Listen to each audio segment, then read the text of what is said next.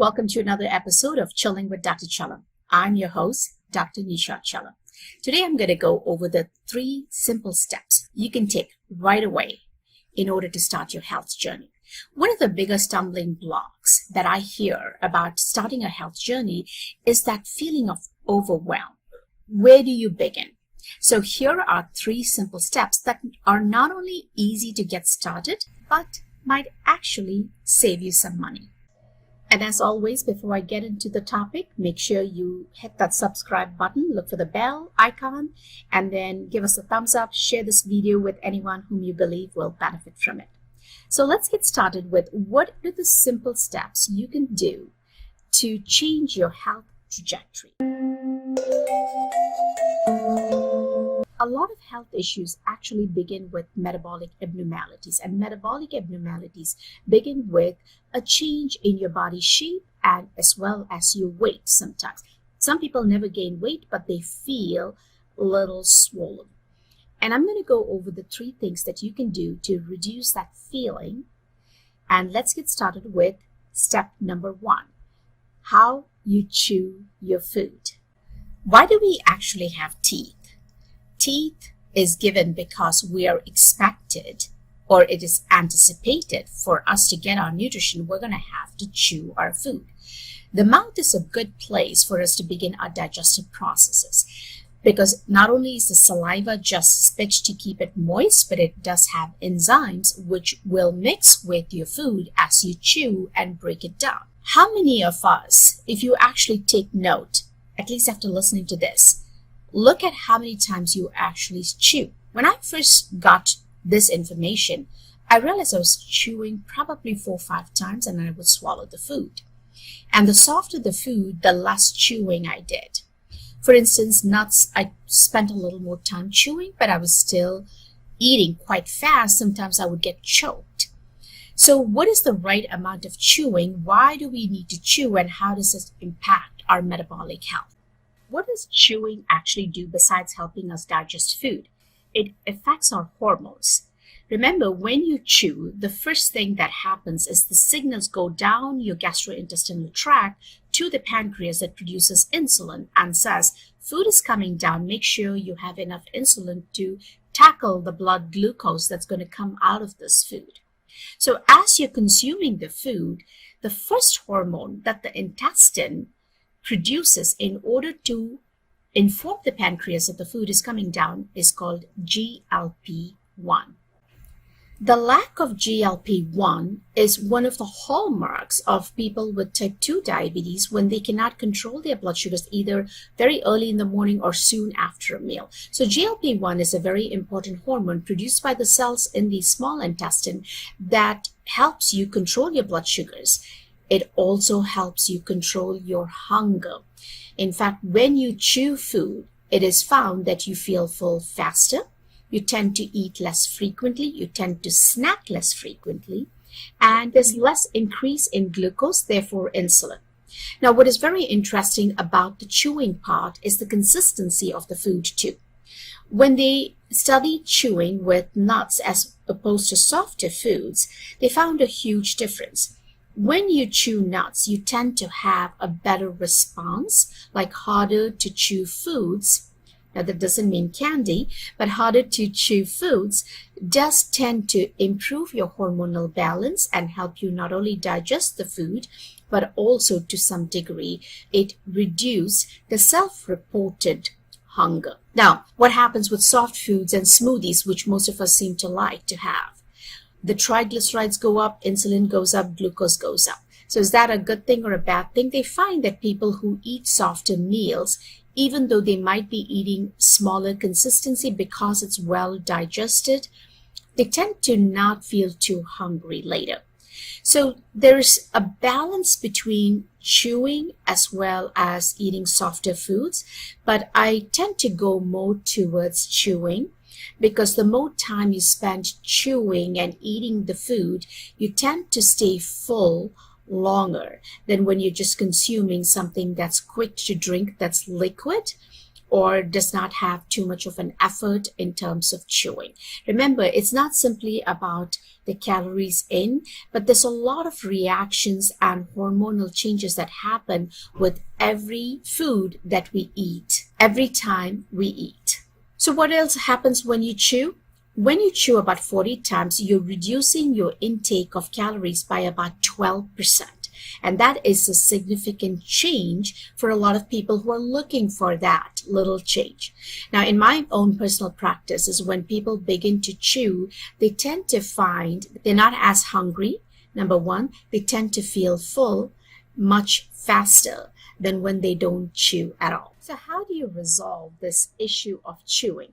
There's another quick trick, and this you might really love. It's chewing gum between your meals. They found that if you're able to chew gum every hour for about 3 times before your meal and your snack, you tend to eat lesser. You tend to snack lesser. Now that, I think, is something most of us can achieve. So what is habit number 2 that you can address that will shift you towards health and wellness? This is something that I find may be a little difficult, but it might be worthwhile getting you to be a little more aware of how you can shift this particular habit. That's the habit of sleep. Sleep is the most active, inactive phase in our lives. What do I mean by that? It means when you're sleeping, it's not simply that your body is taking rest. Your body is actually doing very deep cleansing activity.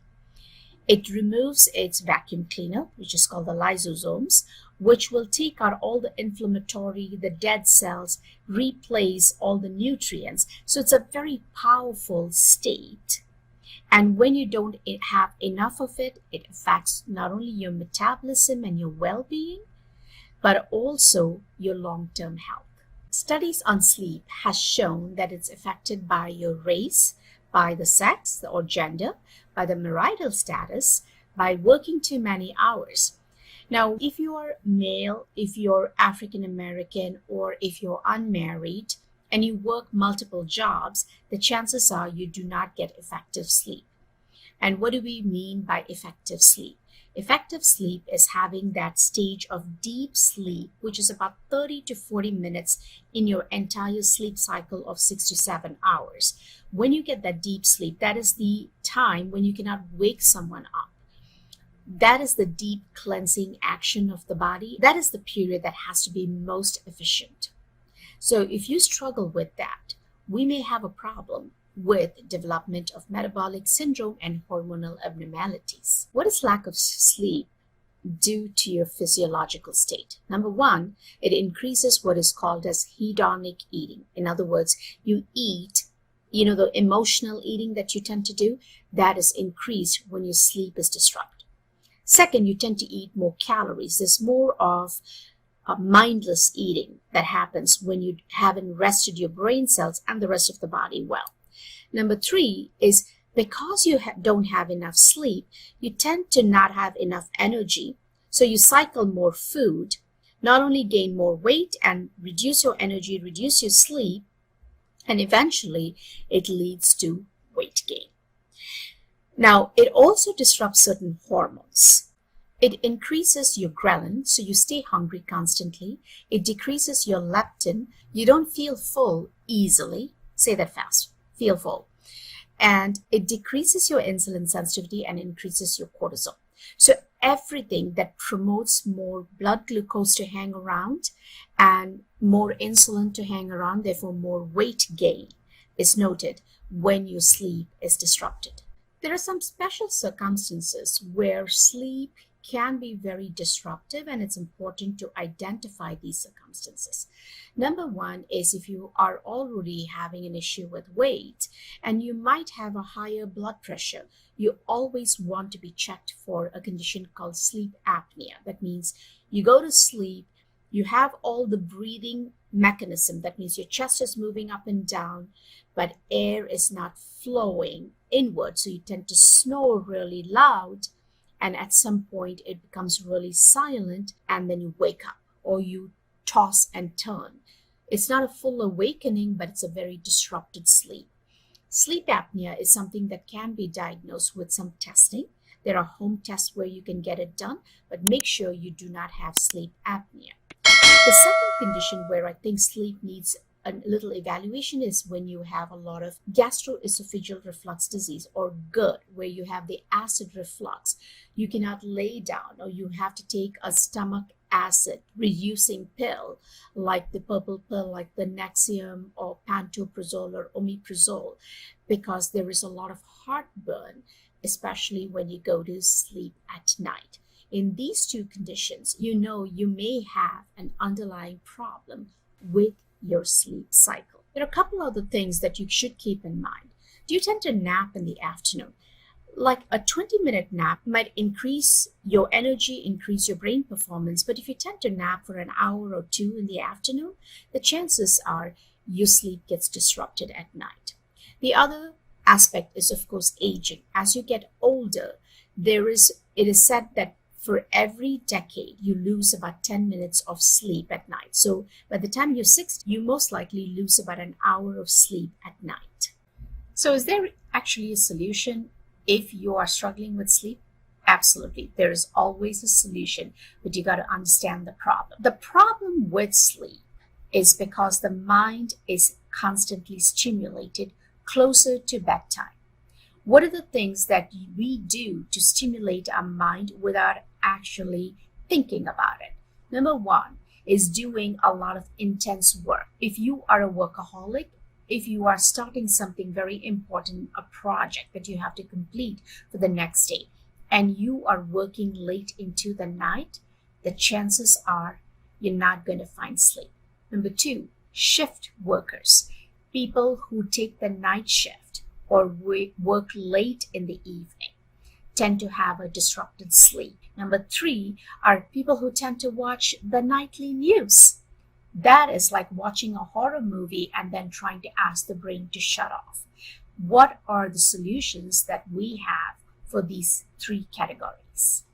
So let's tackle the easy one, which is the nightly news.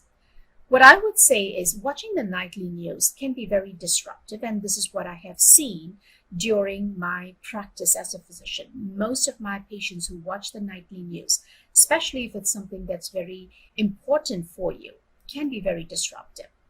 Since we are all able to record and watch it the next morning, I would say start the morning with the news. And today with the 24/7 news channels, it's the same news repeated over and over and over again. So you're not missing anything by missing the nightly news when it's being done live. Here's what you would do. Set a standard bedtime, whether it be 10 p.m. or 11 p.m. Do not watch anything for 2 hours prior to that. Make sure you turn off all the overhead lights at sunset. So in the summer in Michigan, sun sets between 8:45 and 9 p.m. So all your overhead lights go down. And in fact, I've asked some of my patients to use the red glow or the orange glow light so that the melatonin in your brain goes up and the adenosine goes down. You are getting ready for bedtime. Two other things that you can do is, one is to have either a bath, if you have the time for it, with Epsom salts, or simply a hot shower right before your bedtime. So tackling the nightly news is probably much easier than the other two conditions where you're a night shifter or you work late into the night. Hopefully for those of you who are working late into the night, you're doing this occasionally, not on a regular basis. If you are doing it on a regular basis, I would say the same things for you. Take a hot shower right before you go to bed, and make sure you create certain breaks in the day where you have those short power naps in order to rejuvenate your brain and reset your hormones. When there's a constant stress, the cells tend to age much faster. There's more accumulation of inflammation, and there's a chronic underlying inflammation when your sleep is very disrupted. When it comes to night shift work, I would say treat your night like your day.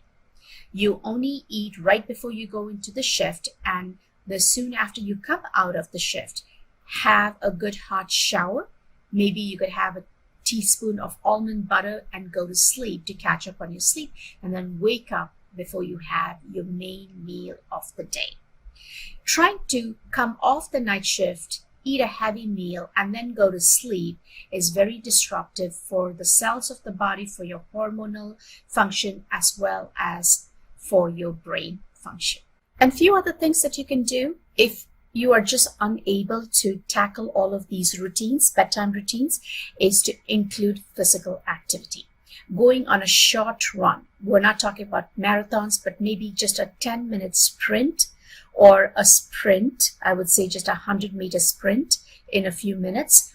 Doing that 2 or 3 times during the day when you find some time would actually help. That degree of physical activity will help rejuvenate the body.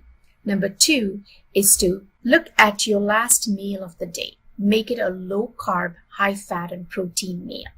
This goes also for people who are working late into the night. Your last meal, if it has more of fat and protein, you tend to disrupt your hormones a little less. You tend to have a deeper sleep. But ultimately, there is no better solution than having a good, deep sleep every night, if possible. If you have to use some supplements, so be it. Work with your doctor who understands the use of supplements for sleep. The last but not the least habit that you can change that might impact your health is that of alcohol. This is probably not a very favorite topic for many folks to listen to, but if you are one of those who drinks every day a glass of wine or a beer, you may have heard it's very good, it has the polyphenols, it really helps your heart health. Let me tell you, let me be the first one to tell you, if you haven't heard this before, it does not.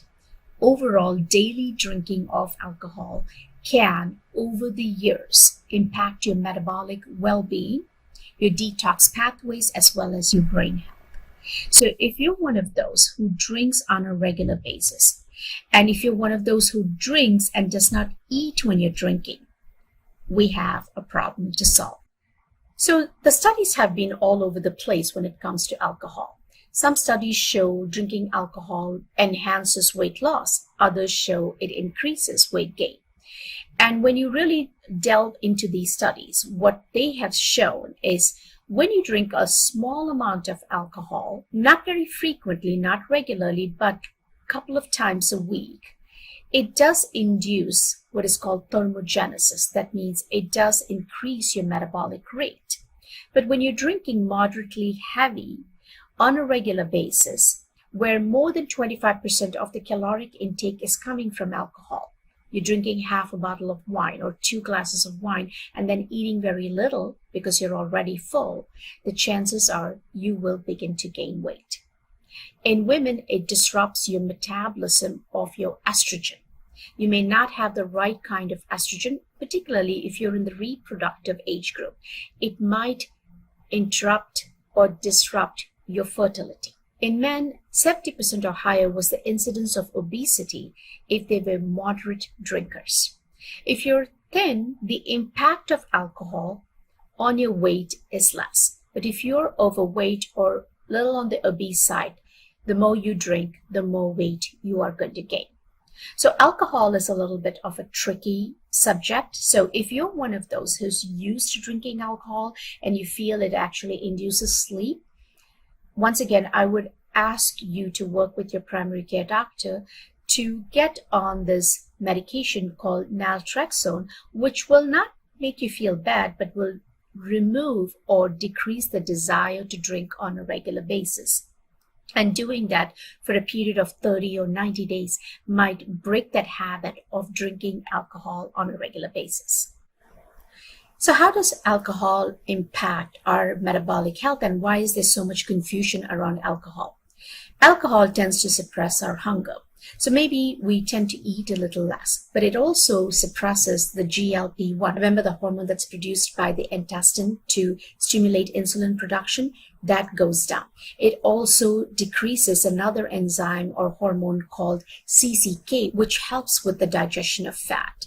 So it somehow spares fat. So decrease in fat oxidation, therefore increase in the fat content of the body. So even though the weight may not be gained, the shift is you accumulate more fat than muscle. So as I mentioned before, if you have trouble because this is a habit, maybe work with your doctor to talk about naltrexone as an option to break the habit of drinking on a daily basis.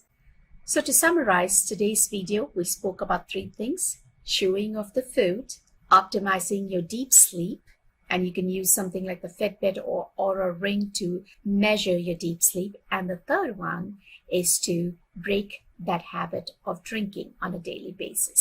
My question for you: how many chews is ideal in order to improve your metabolic health? Post your answer in the comments. And once again, thank you so much for hanging out with me today. Remember, health is intuitive and it's your business. Disease is what we go to medical school for, and that's the business of medicine. I'm Dr. Chellam, founder of Holistic and Integrative Center of Novi, the best place for you to find your best doctor that will always be